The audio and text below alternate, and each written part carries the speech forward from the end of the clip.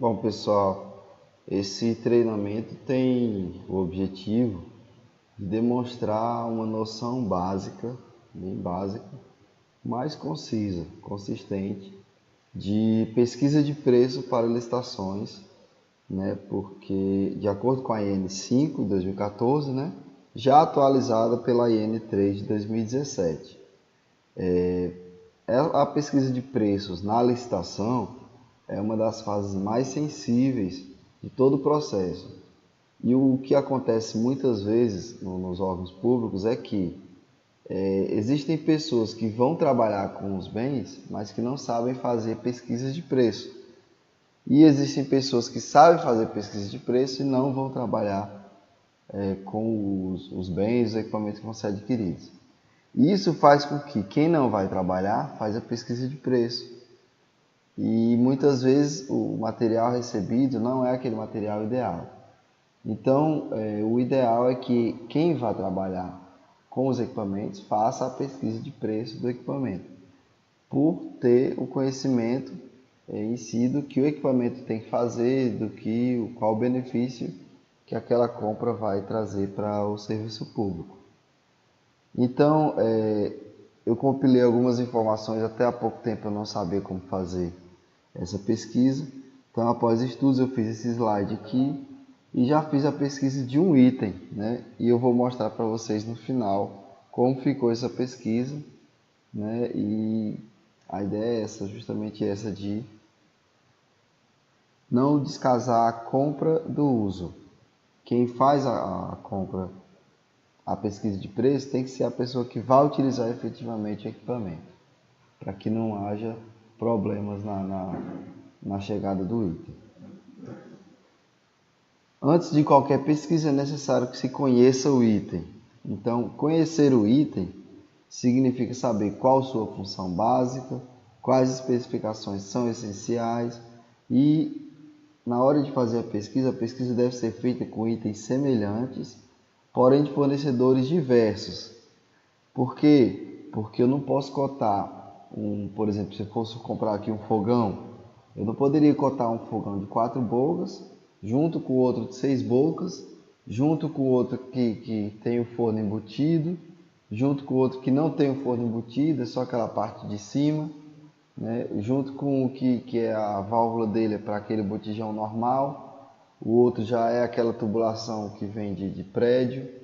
Então tudo isso são especificações diferentes, eu tenho que agrupar os itens de forma que eles fiquem semelhantes. Então sempre que eu for cotar um fogão, eu vou cotar um fogão lá do tamanho necessário. São 6 bocas? Pronto, são 6 bocas com forno. Independente da marca que vier, eu preciso daquelas especificações básicas, né? O formato do bujão lá que ele vai receber, do gás que ele vai receber, qual a pressão de gás indicada, se é alta pressão ou se é aquele do bujão normal. Então eu preciso agrupar os itens de forma com que eu consiga fazer uma pesquisa apenas com itens semelhantes, para refletir o real preço de mercado. E aí nessa fase que se define especificações mínimas, excluindo, né, funções não essenciais ou características meramente cosméticas, porque existem características que são acessórias de cada item. E se você receber um item no final da licitação que contém uma especificação a mais, um acessório a mais, ótimo, não tem problema. Mas você não vai cotar isso, você não vai colocar isso na sua pesquisa, porque se aquilo não é relevante, não precisa estar lá no seu documento. Um dos primeiros documentos que a gente vai fazer é um item com a descrição, a especificação do item. No final eu vou mostrar também como foi que eu fiz aqui do meu item que eu pesquisei. Vamos para a lei. Texto de lei, artigo 2º, esse artigo 2º é da IN 03/2017, certo? A pesquisa de preço será realizada mediante a utilização dos seguintes parâmetros. Primeiro, painel de preços, disponível no endereço eletrônico paineldepreços.planejamento.gov.br. Eu coloquei uma observação aqui como prioritário, porque a pesquisa no painel de preços, a própria IN fala que primeiramente a gente vai buscar a pesquisa lá no painel de preços. E o que é painel de preços?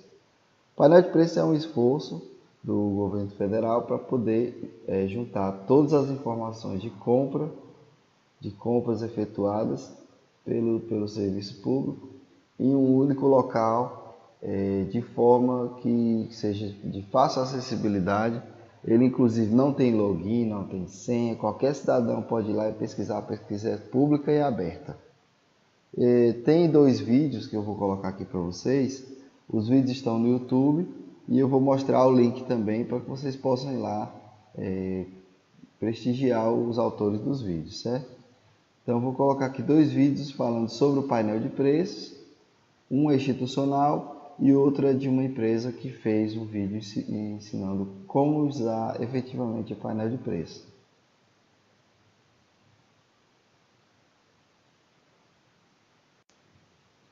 Pronto, agora aqui, para pesquisas no painel de preços, é necessário que se inclua no mínimo o seguinte filtro. O único filtro que eu encontrei como obrigatório para que a gente consiga fazer a pesquisa no painel de preços seguindo a IN é o período de compra nos últimos 180 dias. Todos os outros filtros são opcionais, mas devem ser utilizados com raciocínio crítico, né? Como até explicou no vídeo. A gente tem que entender se aqueles filtros vão prejudicar a pesquisa de preços ou não. Se o real objetivo da pesquisa é eu ter um valor mensurável, um valor real, um valor possível para que o produto seja comprado naquele preço, naquela faixa de preços, para que haja inclusive concorrência entre os possíveis fornecedores, cada filtro daquele deve ser utilizado, né, utilizando o pensamento crítico, se ativa ou não tais filtros. Então, mas o único filtro que eu achei assim que fosse obrigatório, que eu vi pela IN, é isso, é o período de compra, que é nos últimos 180 dias. Texto de lei. Outro lugar que você pode pesquisar são contratações similares de outros entes públicos em execução ou concluídos nos 180 dias anteriores à data da pesquisa de preços. Então, vê que ele mantém a data dos 180 dias, mas ele também aceita que sejam feitas pesquisas de contratações similares de outros entes públicos. Né? Ou o governo do estado fez uma licitação, comprou o produto, você pode utilizar aquele preço da licitação deles. A prefeitura aí alguma prefeitura da sua região fez também uma licitação, publicou lá no portal, está tudo certinho. Você também pode utilizar aquele preço lá, utilizando os dados de contratações similares de outros entes públicos. Ele também é prioritário, está aí a observação. Texto de lei fala que prioritariamente você vai buscar o preço nesses locais, certo? Aqui foi só um exemplo, portal de compras aqui do Ceará, né? Eu estou trabalhando na UFCA hoje, no estado do Ceará, e então para nós aqui seria uma boa opção pesquisar pelo portal de compras do estado do Ceará, porque é uma compra parecida, o mesmo item, o frete também vai chegar aqui mais ou menos pelo mesmo preço, então para nós seria uma boa opção. Se esse vídeo estiver sendo visto por outro local, vocês vão pensar quais são os outros portais, né, que podem ser utilizados aí para o caso específico de vocês. Texto de lei: pesquisa publicada em mídia especializada, sítios eletrônicos especializados ou de domínio amplo, desde que contenha data e hora de acessos. Essa pesquisa não é prioritária, mas pode ser utilizada também. Se você tem vários preços lá no prioritário, você de certa forma nem precisa utilizar esse recurso aqui. Se você já tem, sei lá, muitos preços, 10 preços de um item, só de compras públicas, você pode utilizar somente as compras públicas. Mas se você só tem um preço, 2 preços de compras públicas, se o item é muito específico, você pode utilizar sim o preço de outros portais, né, de catálogos de vendas, né, desses itens aí. Mídia especializada, né, que são revistas da área. Sítios eletrônicos especializados são sites que vendem aqueles produtos específicos. Ou sites de domínio amplo, esses sites que todo mundo já conhece. né? Sites que todo mundo compra e recebe e tudo está tudo tranquilo. Desde que contenha data e hora de acesso. Lembrar de sempre que pegar o preço do item, eu normalmente pego lá na cesta, eu vou no site eletrônico, por exemplo, pego ele, ponho na cesta, calculo o frete, tiro o print, pronto. Já fica demonstrando ali o produto e tiro também uma página, um print geral, porque eu já pego ali a hora do acesso, a data lá no cantinho do relógio, pega o item e pega o frete, tudo de forma separada, porque no final você vai ter que fazer um relatório, né, demonstrando a forma que você fez para calcular o preço. Então isso aí já são todas as ferramentas que você precisa. Algumas observações sobre sites de compra, certo? Sites de leilão ou que apenas fazem a intermediação de compra e venda não são aceitos. Por quê? Porque efetivamente esses sites não vendem os produtos. Eles são apenas um canal para que o vendedor encontre o comprador, né, e seja feita ali a negociação. Então, sobre essa venda, há normalmente uma comissão ali no meio, e essa comissão encarece o produto em si. Então, esses sites não são aceitos porque são uma forma a mais de encarecer o produto. Pode vir encarecer o produto. E lojas que vendem produtos de outras lojas podem ser utilizadas. Agora deve-se ter o cuidado de não repetir a cotação da loja original, né? Por exemplo, está aqui o exemplo Walmart, que hoje não vende só produto do Walmart no site do Walmart. Tem uma loja lá da Brastemp dentro do site do Walmart. O que é que a gente faz? Tem um produto lá que você quer cotar e você encontrou o produto na Brastemp. Ótimo. Você vai pegar o preço dele lá no site do Walmart, né? Só que você está vendo aqui que ele é vendido e entregue pela Brastemp. Pronto, você não vai cotar mais no site da Brastemp. Por quê? Porque você vai estar fazendo uma cotação duplicada, né? A Brastemp é que está vendendo aqui, nesse caso. Você não cota mais na Brastemp, cota em outro site, em outro fabricante. Uma cotação do Walmart, entregue pelo Walmart, ainda é válida, certo? Mas na Brastemp você não vai fazer mais, porque de fato aqui isso aqui foi vendido e entregue pela Brastemp.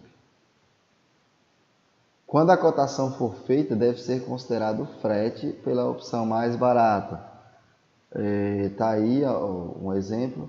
Muitas vezes você consegue um frete grátis no produto e quando for colocar numa opção mais cara, tá aí o valor, a diferença de valor entre o gratuito e o não gratuito. Ou no mais barato, né, e o que não é mais barato. O Sedex normalmente é bem mais caro. Então você vai sempre cotar pela opção mais barata. Texto de lei. Pesquisa com fornecedores, desde que as datas das pesquisas não se diferenciem em mais de 180 dias. Você pode cotar direto com o fornecedor? Pode. Numa cotação que a gente está fazendo aqui, são itens muito específicos, itens de laboratório, a gente não encontra ele no Walmart, na Americanas, no Shoptime. Então, a gente vai pesquisar direto em fornecedor. O fornecedor não fornece o preço direto no site. Ele normalmente dá um formulário, a gente preenche o formulário pedindo uma cotação. E eles nos mandam a cotação com algum prazo depois. Os fornecedores enviam a data das pesquisas, mas essas pesquisas não podem se diferenciar em mais de 180 dias, até porque o produto pode mudar de preço nesse prazo, né, e você ter uma licitação com preço já que não vai ser o ideal. Pode ser que esteja muito alto, superfaturado, né, podendo gerar prejuízo aí para o erário público, ou pode ser que esteja defasado, um preço menor do que o que estaria na época da licitação. Então, com o preço menor não vai atrair nenhum fornecedor, porque para ter prejuízo, né, ninguém vai vender produto para ter prejuízo. Mesma coisa está aí, algumas empresas não exibem o preço do produto, mas enviam orçamento via e-mail. Normalmente eles pedem que seja preenchido um formulário e após alguns dias a cotação é recebida. Está aí também como não prioritário, mas você pode complementar se não encontrar preços suficientes já de compras públicas no painel de preços. Os parâmetros previstos nos incisos deste artigo poderão ser utilizados de forma combinada ou não. Não necessariamente você precisa ter 3 preços de fornecedores, 3 preços de site, 3 preços do painel de preços. O mínimo recomendável aí são 3 preços, menos do que isso você vai precisar justificar. Mas se você encontrar um preço de cada categoria dessas, vamos dizer assim, você pode juntar os 3 e fazer uma compilação de dados aí.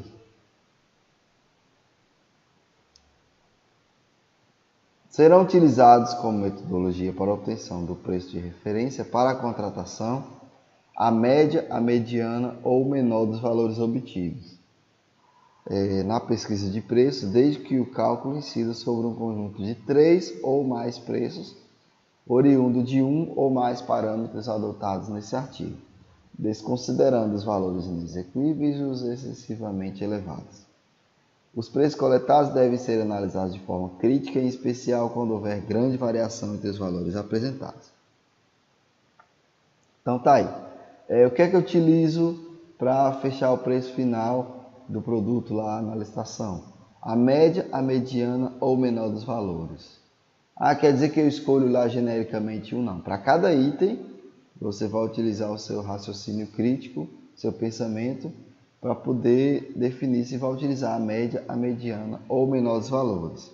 Para quem não sabe qual a diferença entre média e mediana, grosseiramente, certo? Grosseiramente, a média é simplesmente o valor de todos os itens dividido pela quantidade de itens. Isso vai dar um valor de média, certo? Média fechada. A mediana, ela tem o cuidado de meio que excluir os valores muito mais altos ou muito mais baixos. É como se fosse um cálculo com um raciocínio mais lógico. Se você encontrou muitos itens com preços bem parecidos, bem próximos, você pode utilizar a média ali tranquilamente. Agora, se por exemplo, você encontrou muitos preços, muitas cotações, mas entre elas você tem ali uma, duas cotações que tem um preço assim, extremamente baixo, se diferenciou muito do preço mais utilizado, mais próximo, e outra cotação com preço muito mais alto. Então, nesse caso, se você aplica aí uma média, você pode ter alguma distorção de preço. Na média, não vai refletir o real mercado daquele produto, o real preço de mercado daquele produto.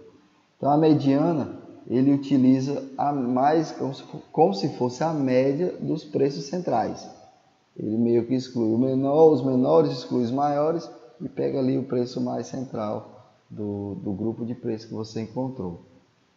E o menor dos valores, né, se você achar por bem que pode utilizar o menor dos valores, isso não vai prejudicar a licitação, entre todos os preços às vezes estão muito próximos mesmo. Você pode utilizar ali o menor dos valores sem problemas, que a proximidade faz com que você demonstre que o produto não varia muito naquele mercado ali. No final da cotação, você vai gerar um documento com todos os dados e a memória de cálculo. Por quê? Porque esses dados vão integrar um processo. Um processo é o quê? Um processo é um documento que fala por si só, né? Eu não preciso explicar depois o que é que eu fiz para chegar naquele cálculo. O processo ele precisa se explicar. E como é que o processo se explica? Com a memória de cálculo. Você vai fazer um documento, né, explicando que aquele preço daquele item foi conseguido a partir dos seguintes cálculos. Aí você demonstra lá quais são os cálculos que você fez, a metodologia que você utilizou. Você pode colocar até as fórmulas utilizadas lá, se você colocar em planilha e tudo, certo? Então você demonstra tudo no processo, porque depois ninguém vai precisar explicar o que está acontecendo ali com aquele preço. O próprio processo vai se explicar. O relatório deve conter especificações mínimas, os preços unitários encontrados, a tabela com os preços encontrados e o cálculo da média, mediana ou menor preço, justificativas, caso necessário, e o preço final utilizando a média, mediana ou menor preço, certo? Muita atenção, o principal numa cotação de preço é ter a certeza que o preço pesquisado realmente é o praticado no mercado. E o sucesso da licitação depende disso. Então não adianta você ter um preço muito mais alto, pode ser que apareça apenas um concorrente e ele leve esse produto superfaturado, ele vende esse produto superfaturado. Não adianta também eu conseguir lá um preço já no extremo mínimo, no mínimo extremo, porque o preço mínimo extremo pode não atrair nenhum fornecedor. Isso aí não, isso frustra a licitação. Você faz todo o processo e no final da licitação é frustrado porque não aparece fornecedor, né? Então o ideal é que o preço esteja numa faixa aceitável, em que o vendedor venda seu produto, entregue o produto, tenha a margem de lucro dele, certo? E não tenha prejuízo. A ideia do serviço público não é comprar para que os fornecedores tenham prejuízo, mas também não é comprar para que eles tenham lucro em excesso. Então, o preço do produto tem que estar numa margem segura ali. E é por isso que se faz a pesquisa de preço com vários preços de vários lugares. Algumas informações úteis, essas informações elas são mais específicas para quem tiver o treinamento aqui da UFCA, certo? Mas é rápido, só pegar o print da tela aí.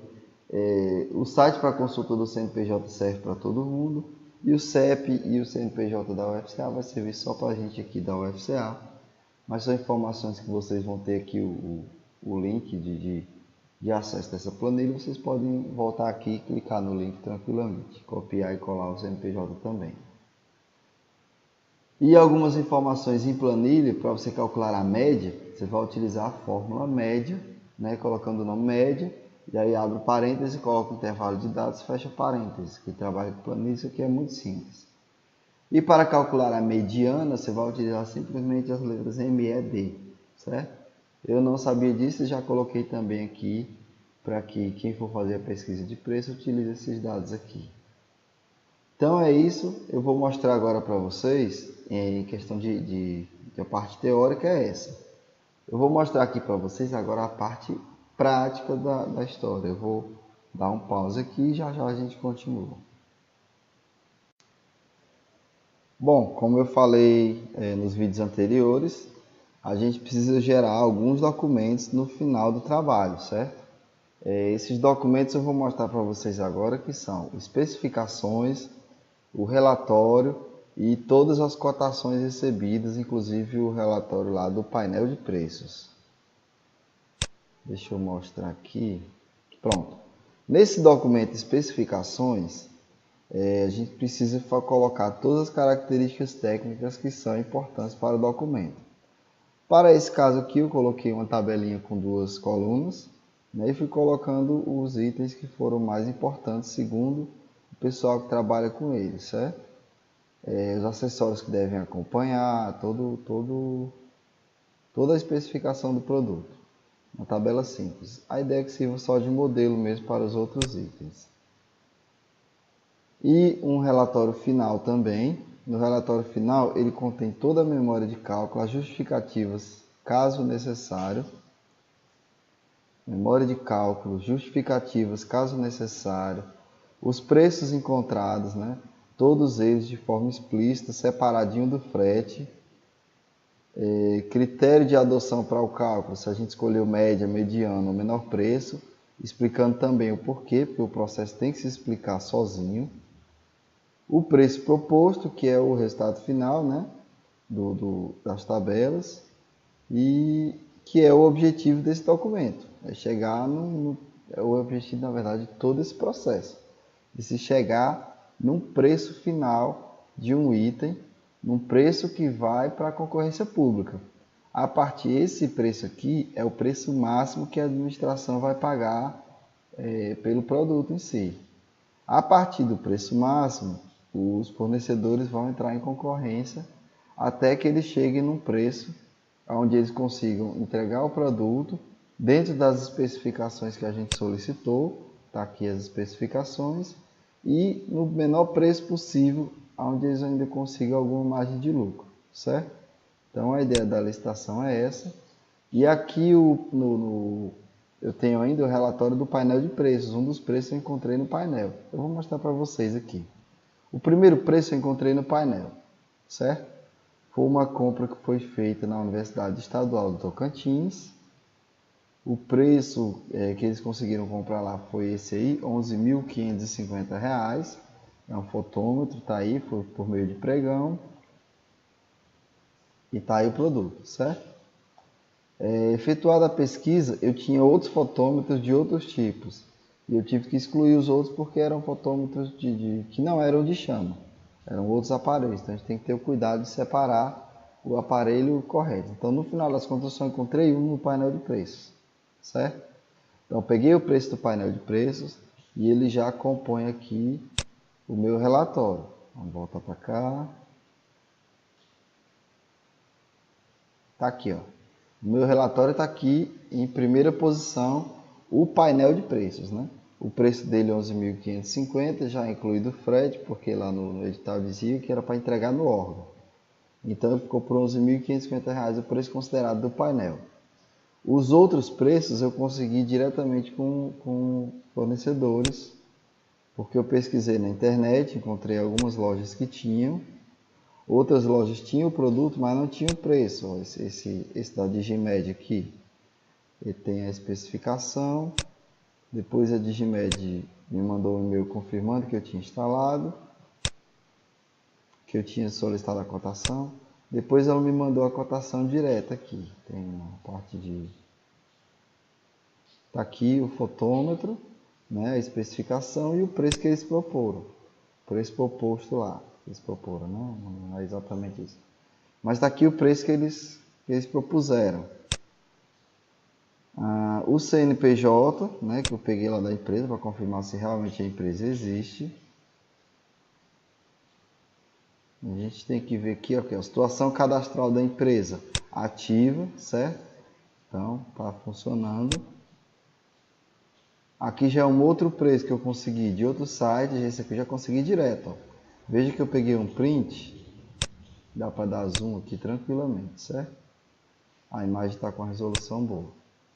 Então eu tenho aqui, ó, o endereço do site lá em cima, tem o preço unitário do item, tem o preço do frete aqui, ó,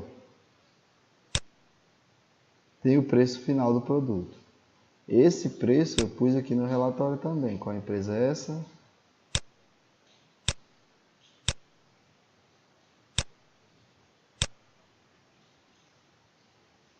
É a Marca Médica, Marca Médica. Tá aqui, Marca Médica, preço do item, preço do frete, preço do item com frete. Ele também foi considerado na cotação. E todos os outros preços aqui foram encontrados de outras empresas. Ah não, mas os outros, deixa eu mostrar porque foi diferente. Eu encontrava o produto, o site, ó, o comprovante dele também, do CNPJ, e eu precisava enviar uma cotação por meio de formulário. E aí foi por aí que eles me mandaram o preço. Veja que todas elas eu pego o CNPJ para poder garantir que a empresa existe. Tá aqui, ó. A maioria delas eu encontrei via formulário. Você vai no site do vendedor, do fabricante, preenche um formulário e aguarda o envio. É bom, inclusive, se vocês preencherem esses formulários, tirar o print da tela do envio do formulário, porque acaba servindo se, por exemplo, a empresa não responder e você não conseguir muitas respostas, você tem um embasamento que pelo menos enviou a cotação, né? Solicitou essa cotação. Muitas empresas não enviam de volta, algumas empresas não enviam a cotação de volta, então você tem um embasamento a mais para colocar na sua justificativa, caso você não consiga lá os 3 preços. Pronto, aqui foi de outro site e aqui de outro orçamento que eu recebi. Então pronto, recebidos os orçamentos, a gente vai criar uma pasta que tem o documento de especificação, o documento de relatório com aquela tabela e o preço final. E você vai guardar todos os documentos, porque como eu expliquei lá no outro vídeo, o processo precisa se explicar. Você não precisa explicar que foi no site, fez a cotação. Tira print da tela, você vai imprimir e pôr no processo. Quem olhar esse processo vai saber de onde veio aquele preço, né, de onde veio aquela informação. Então tá aí, no final das contas, a gente tem uma pasta com todos esses documentos e um relatório final